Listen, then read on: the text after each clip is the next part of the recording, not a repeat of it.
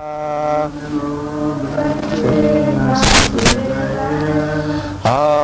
Namo Bhagavate Vasudevaya.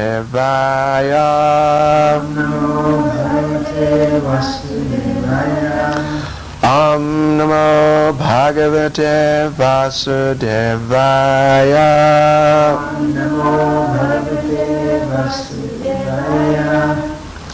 Today we're going to read Srimad Bhagavatam, Canto 1, Chapter 2, Divinity and Divine Service, Text 14.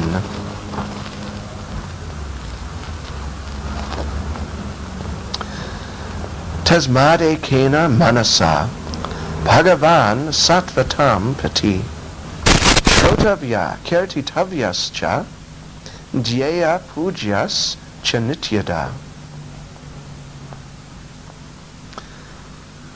You can do the word for word responsively. Tasmat, therefore, ekena, by one, manasa, attention of the mind, Bhagavan, the personality of Godhead, Sattvatam, of the devotees, Pati, protector, Shrotavya, is to be heard, Kirtitavya, to be glorified, Cha, and Dhyaya, to be remembered, Pujya, to be worshipped, Cha, and Nityada, constantly. Translation. Therefore, with one pointed attention, one should constantly hear about, glorify, remember and worship the personality of Godhead, who is the protector of the devotees. It's a very nice verse. We can do the translation responsively. Therefore, with one pointed attention, one should constantly hear about, glorify, remember, and worship the personality of Godhead, who is the protector of the devotees.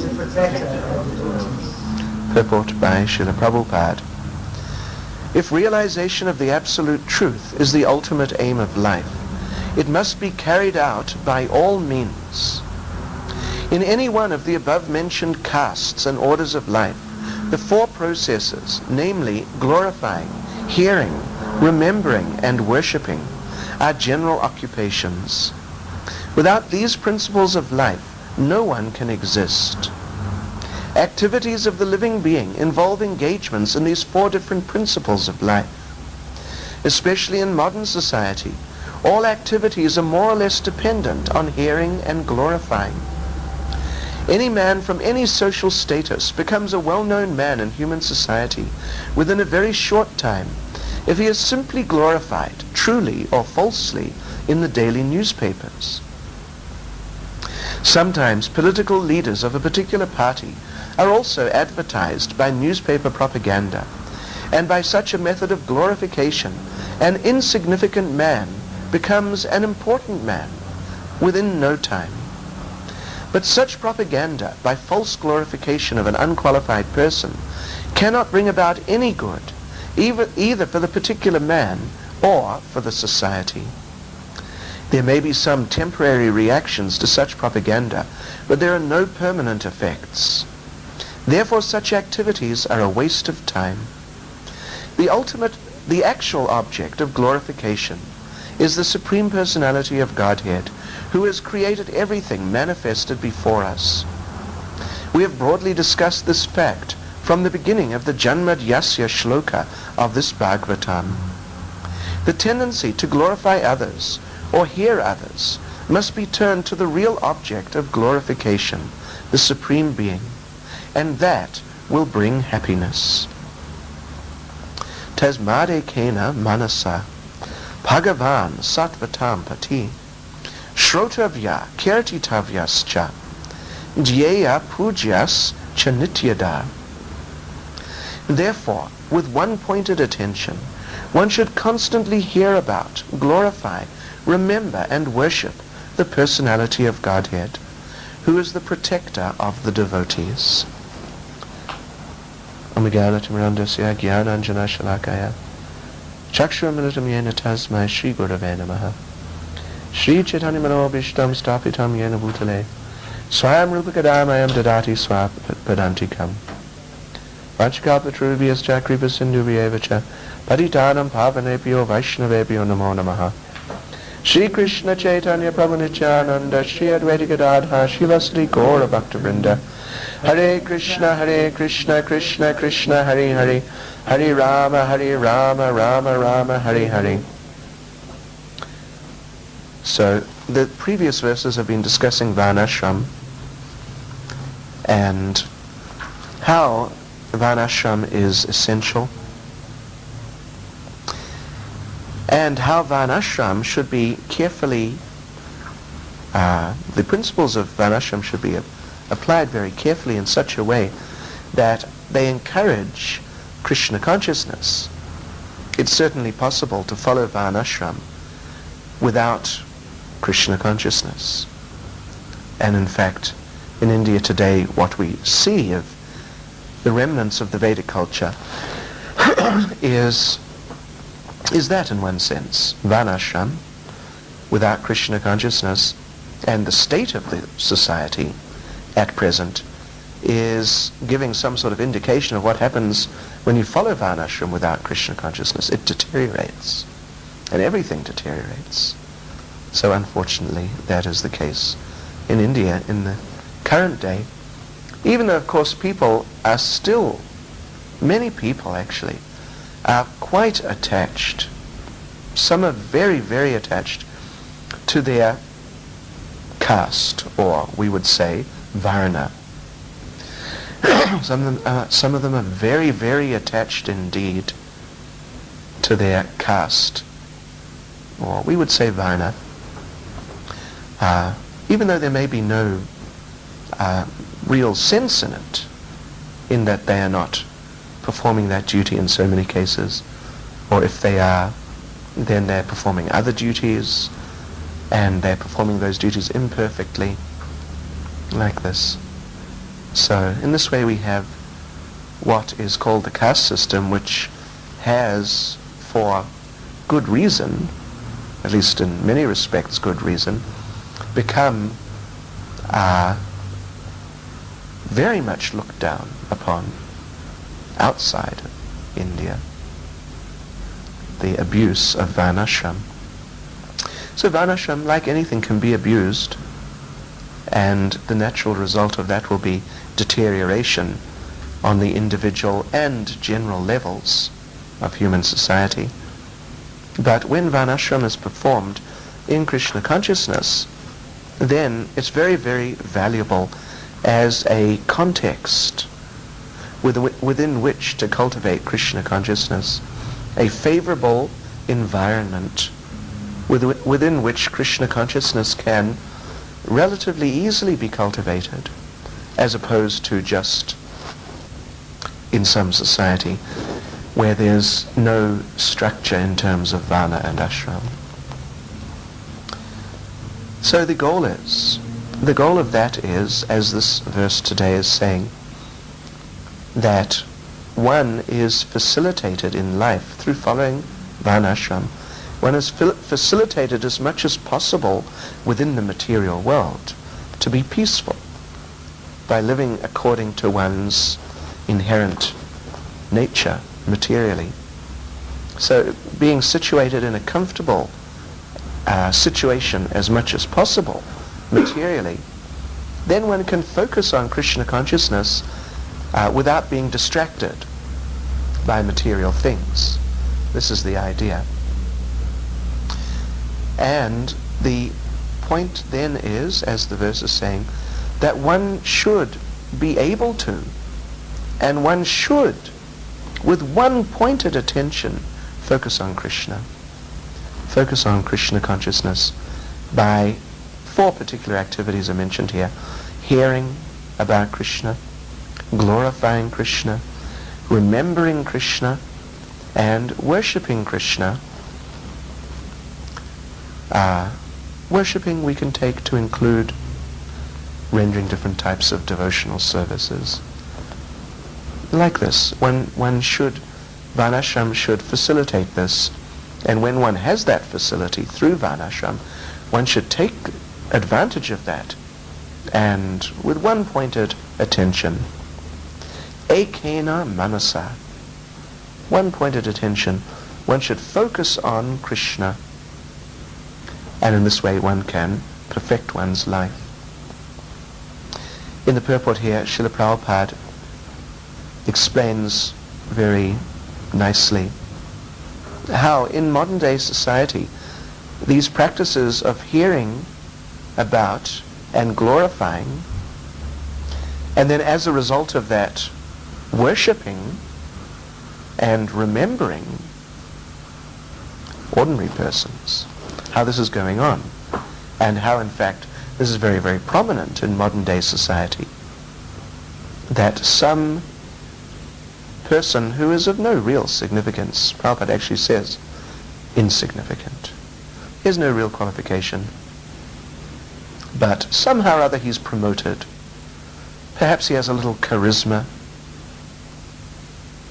but even without charisma, if he's promoted nicely by some clever people in the newspapers and on television and on the radio and in different ways, he may just be a very ordinary, insignificant person, but some clever man writes his speeches.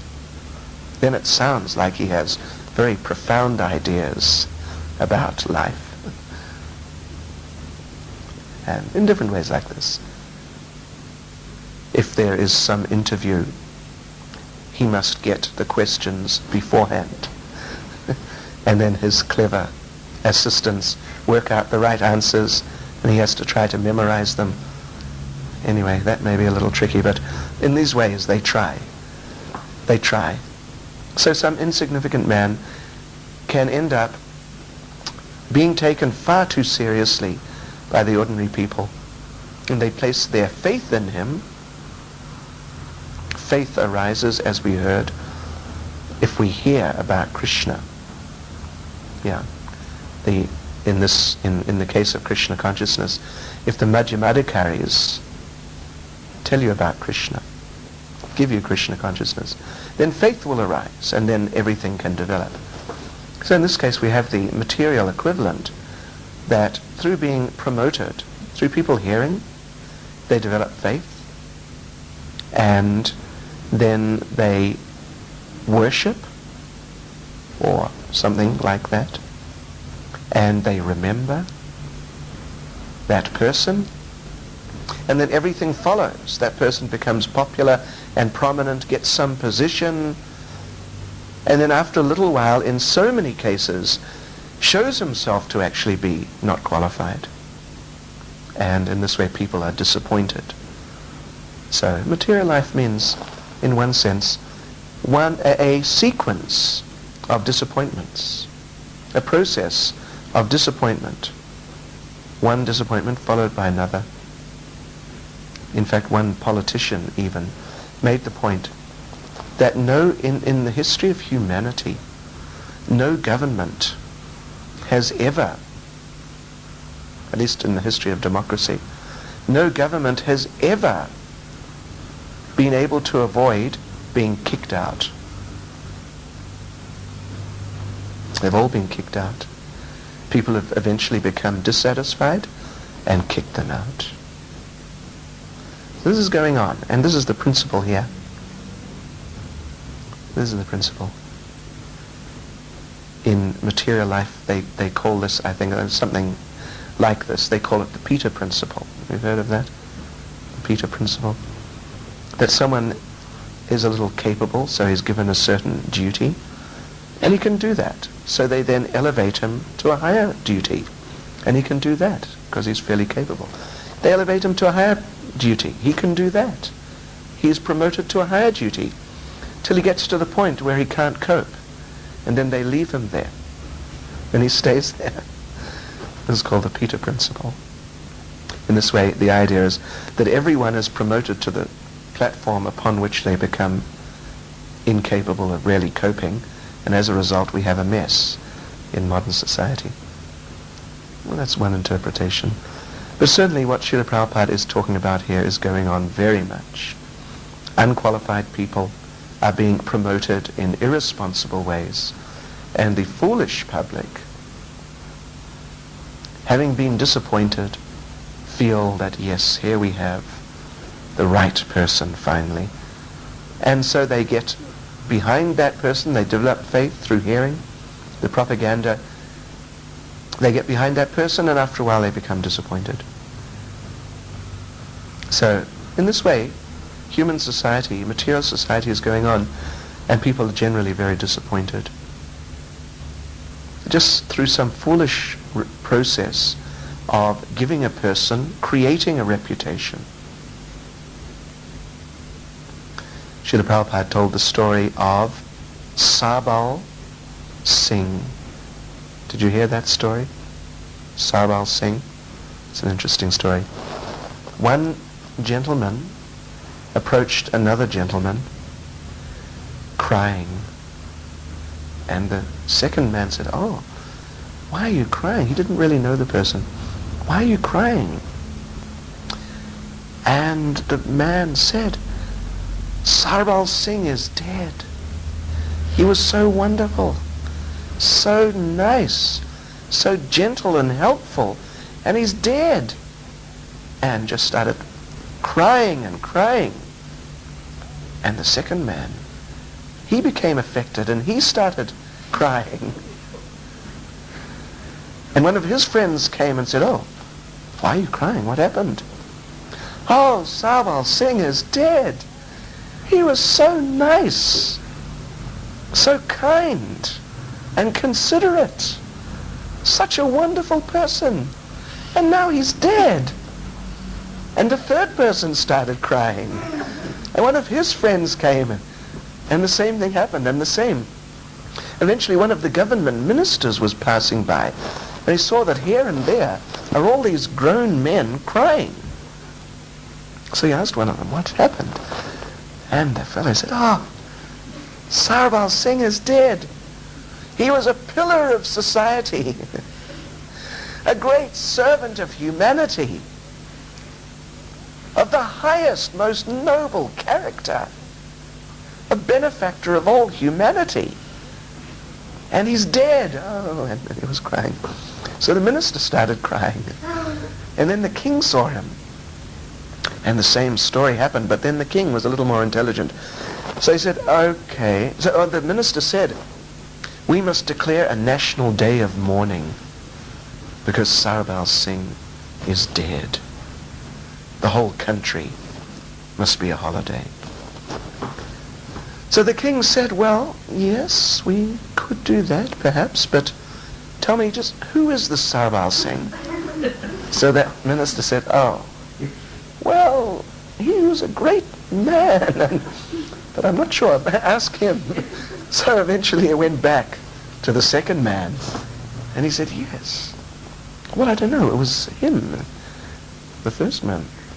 So the first man was moaning and groaning, and they asked him, "So who was Sarbal Singh actually?"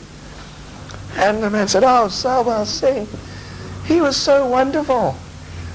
He never demanded anything.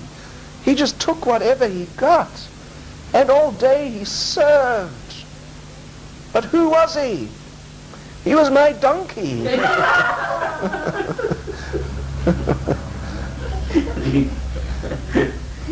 Such a nice donkey. He worked so hard. He would do whatever I wanted. Never complained. And he's dead. So Srila Prabhupada personally gave that as an example. The story of Sarbal Singh. So, yes, this, through sort of over-dramatizing, makes the point very clear. These things are happening. We remember in our youth there was the phenomenon known as Beatlemania. I don't know if many of you were around in those days, but that was very amazing. At the concerts, the young girls and even some of the young boys would scream and scream and scream and just go into fits everywhere.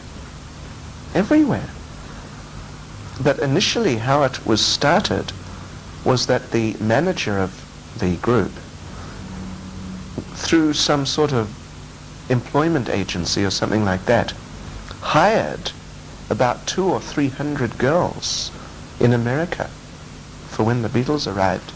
And at the airport, these girls, on cue, started screaming.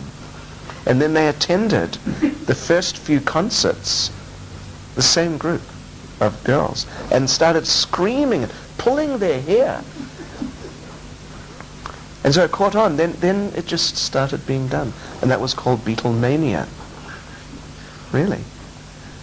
So in these ways we can see how, because people are foolish, there are no real standards, and because they've been disappointed and they're searching, that if some clever people come along and promote anyone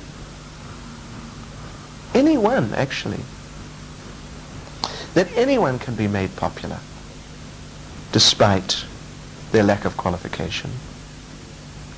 So this is going on in material life nowadays. Practically no one is really qualified. This was noted, I remember very clearly, when Ronald Reagan became the President of America. He had been a movie actor, but he had no experience in politics or even in management. But he was very charismatic. He was very expert at responding in witty ways to different questions and different situations. And there was one cartoon, and his whole policy in his election campaign was practically, there was no policy. It was just his character, his personality, winning people's hearts. And people were wondering, what is he going to do if he takes over? But he's so popular. So there was a cartoon in Time magazine, and of course America in those days, as today, had many problems which some intelligent people needed to deal with, and still need to deal with. So they're wondering, what is this man going to do? Anyway, in this cartoon, there's Ronald Reagan dancing in a very nimble fashion with a machete in his hand into a dark forest. And in the forest, there are these menacing looking eyes of the creatures. That's like America, what he has to deal with. And then there are two fellows watching, and they comment to each other that, I don't know where he's going, but I like the way he leads. Anyway, there's so many examples. We could just go on and on and on. We could just go on and on. Now this is going on.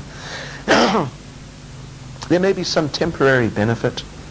If the person has a little intelligence, he may be able to help in certain respects. But then after a little while, it's all lost, because there's nothing really substantial. So the idea is that we should understand that these material attempts are a waste of time. Therefore, devotees generally don't bother voting in elections, because if you support these people, then eventually in due course of time you'll be shown to have been supporting someone who was not qualified, and that will then reflect on you. Yes. So generally we don't encourage this, and cent per cent we encourage people like this. Just become Krishna conscious. Don't worry about the material situation so much. Don't get so involved. But make yourself Krishna conscious. Then at least you, whatever the situation may be, you can be happy and everything can be nice. And those around you, to whatever degree you can influence them, then they also can be happy. Be it communism, capitalism, socialism, any ism, any way of running a country. But if one is a devotee and one is engaged nicely in Krishna consciousness, one can be happy. And one's life can be successful. We saw this, the devotees in Russia, the devotees in this country, very different system. All over the world, devotees are very happy if they're Krishna conscious. Srila Bhaktisiddhanta Saraswati, he was preaching in India during the attempt for independence. It was all going on at that time. And a very popular cause, Indian independence, incredibly popular. And all the sadhus, so-called sadhus, they all became involved, except for Srila Bhaktisiddhanta Saraswati. And the famous, actually Srila Prabhupada said he was the main person who managed to get the British out of India, not Gandhi, but Subhas Chandra Bose. He was the main person, Prabhupada said. He approached Srila Bhaktisiddhanta personally and said, "You have so many followers. What are they doing for Indian independence? They should be fighting." And for Srila Bhaktisiddhanta to tell him that, it's a waste of time actually, we're not interested, might not, from the PR point of view, might not have been a very good idea. So Srila Bhaktisiddhanta, he was very clever. There are a couple of rather scrawny brahmacharis nearby, and Srila Bhaktisiddhanta pointed to them and said, "Look at these people, will you? Such skinny little boys. How can they help fight? They wouldn't be able to do anything. Just let them take prasadam. They need to take prasadam and chant Hare Krishna, and you get some able-bodied men." So somehow Subhas Chandra Bose, he accepted that. And when Srila Bhaktisiddhanta met Srila Prabhupada, ostensibly Srila Prabhupada was a supporter of Gandhi, perhaps of Bose also, but certainly of Gandhi, superficially. And the first exchange between Srila Prabhupada and Srila Bhaktisiddhanta was on this subject. Srila Prabhupada complained that you're telling us we should become Krishna conscious, but how can we, with all these foreigners here who are subjugating us and exploiting us and interfering with our lifestyle? First we must get rid of them, then we can focus on these things. But Srila Bhaktisiddhanta Saraswati preached to him that Krishna consciousness is so important, so exclusively important, that it cannot wait. Let things go on the material platform as they're going, but we must help people to become Krishna conscious. So that was Srila Bhaktisiddhanta's presentation to Srila Prabhupada, and Prabhupada became convinced from that day on materially. So this is necessary. This verse is making the point, that verse in Bhagavad Gita is making the point, that one-pointed attention is necessary in order to advance in Krishna consciousness. Any comments or questions?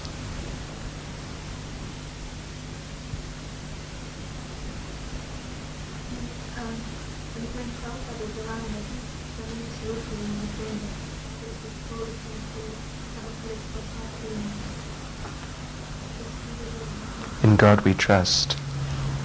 Yes. They got votes.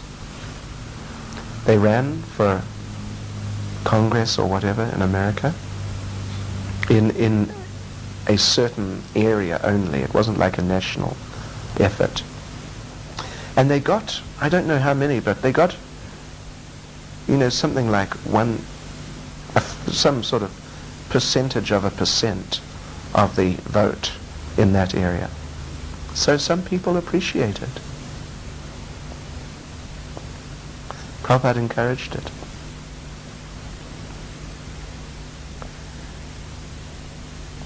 Yeah, the idea there is, that it's a method of preaching Krishna consciousness. Generally, the thing is that the particular devotee involved was sort of like a little more on the Kshatriya side. Generally what Srila Prabhupada encouraged was that we could advise the politicians rather than become the politicians. Yes. I don't think that Srila Prabhupada took it that seriously, like we are really going into politics here. I think it was more just, the devotees were enthusiastic. And it was more like that. Well, when Srila Prabhupada seriously talked about politics, it was more in terms of us advising the politicians, because we're meant to be Brahmins. Yeah. But we're definitely not going to get involved in voting. Should I vote for the ANC, or should I vote for whoever else, someone else? Even during the election, actually, a few years ago, a couple of our devotees, really living in the temples, got quite worked up about we should vote for a certain party, and this is not really our idea to get involved. If there are people, politicians, people who are of that nature who become devotees, as has happened, we've had the odd politician who has become a devotee, then, we may get behind it and get involved to some extent.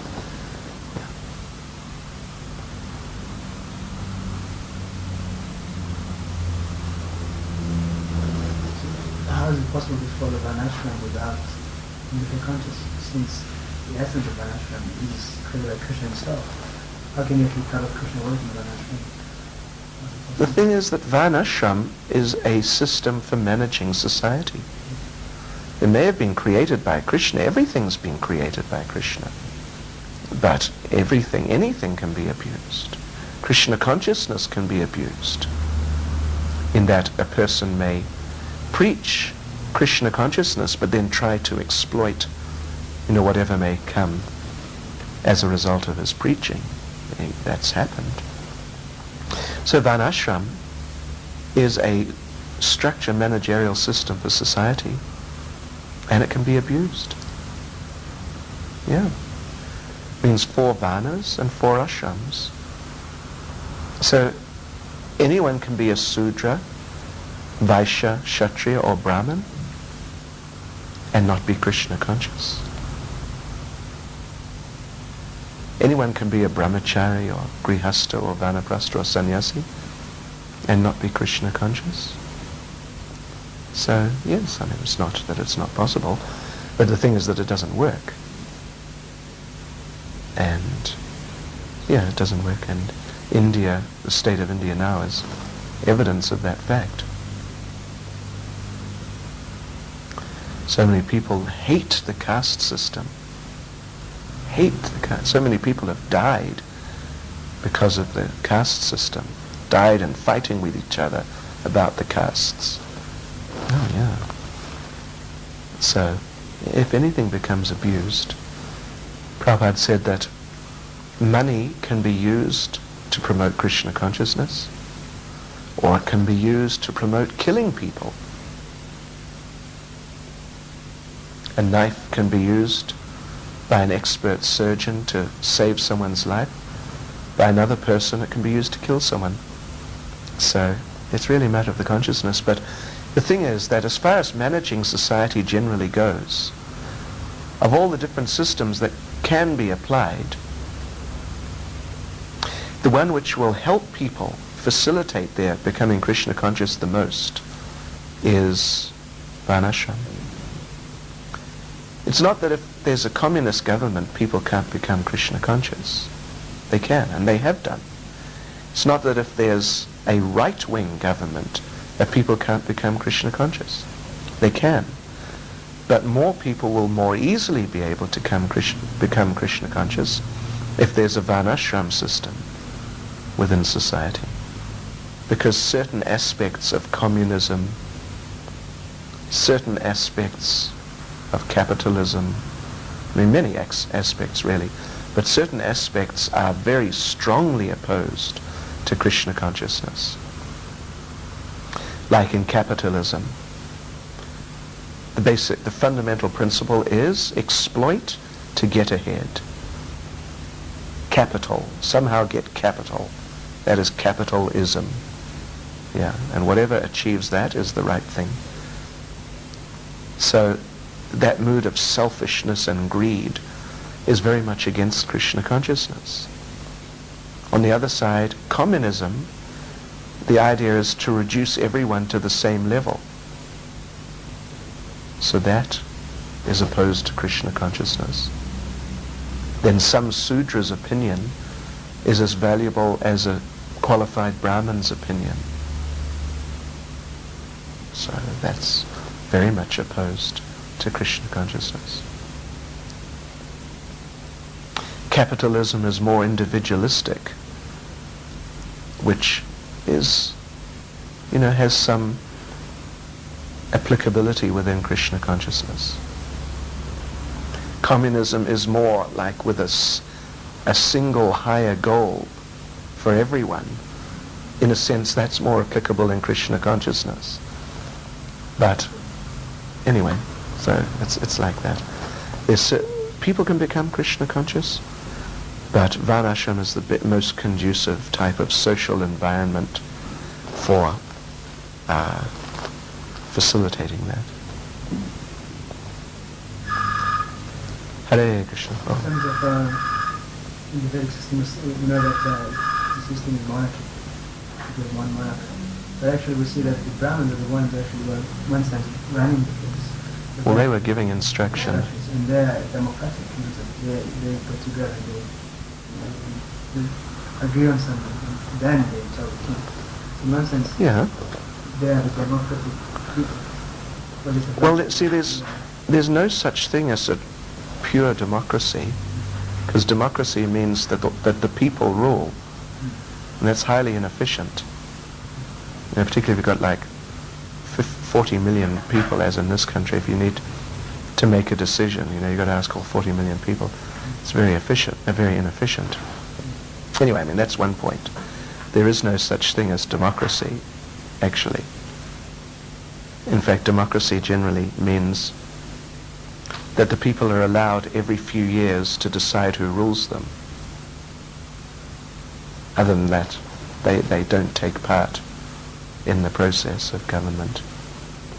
Anyway, the thing is that the Brahmins, when they would discuss and consider amongst themselves, they would discuss and consider on the basis of Shastra, on the basis of Vedic injunctions.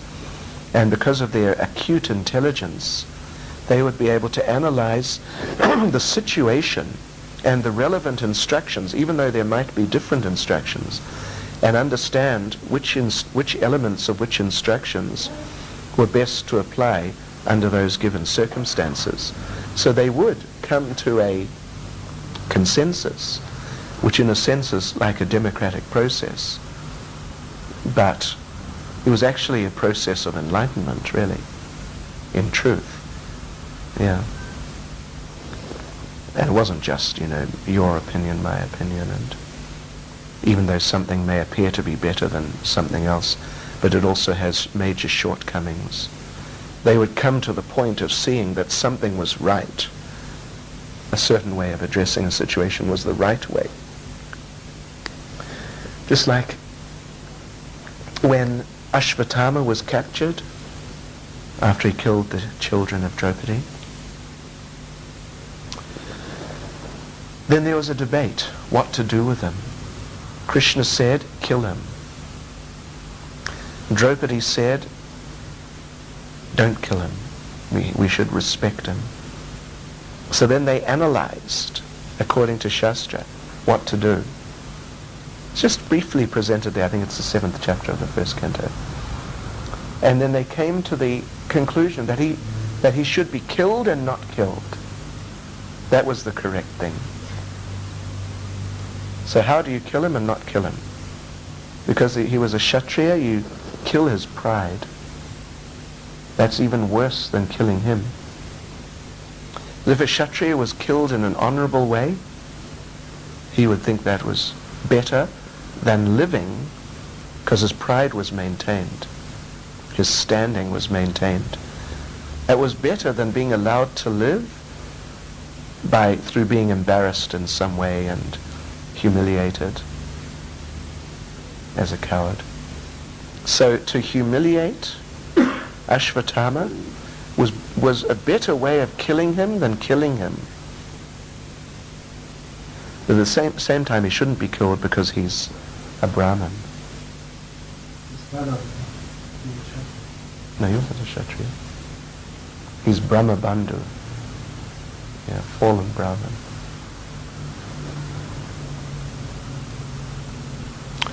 So they did both. They found this answer, and it was the right answer.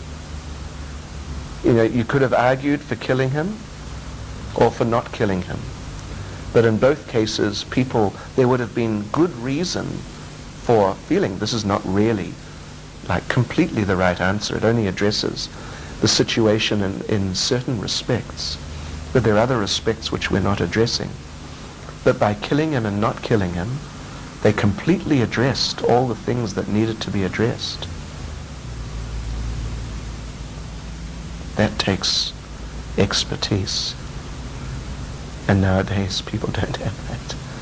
So therefore they come to conclusions which have benefits in certain respects, but real problems in other respects.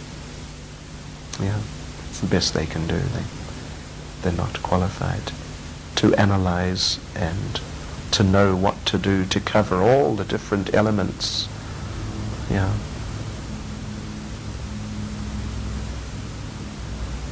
So if a Brahmin commits some sin, he should not be... It's not meant to be killed.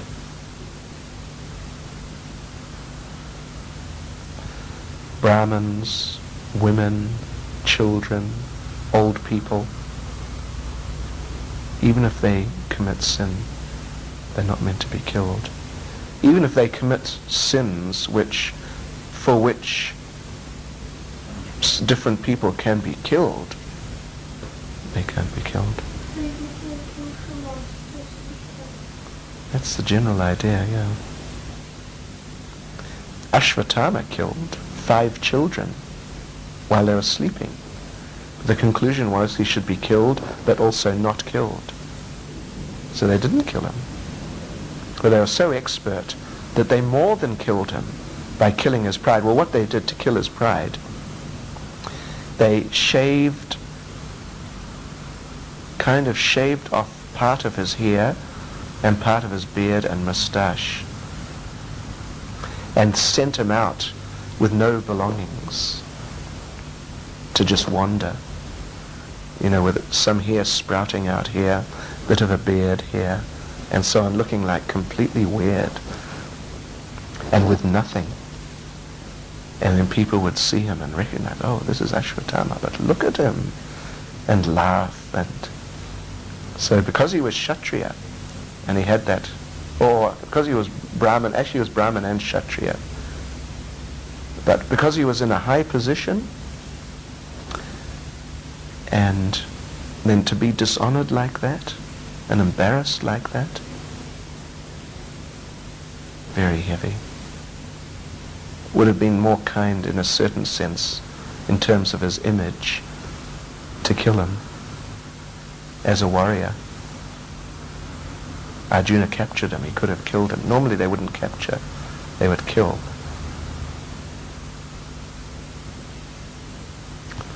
Yeah. Hare Krishna. Okay. So I'll end here. Srila Prabhupada ki jai. Verse. Although it's not an extremely, well-known verse. Then I was just thinking about learning verses generally. So I was wondering, how many verses do you know? much. How many do you know? And then you forget them, or do you? I try to recall. Okay. And how many? How many do you know, Bhakti and Rita?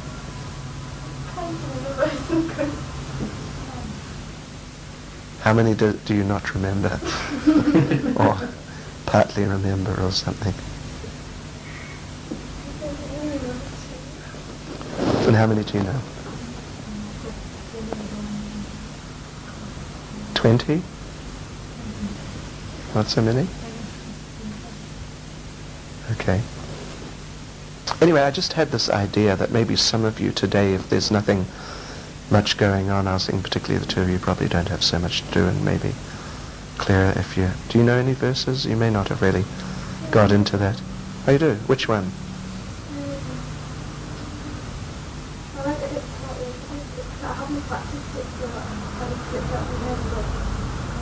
Okay.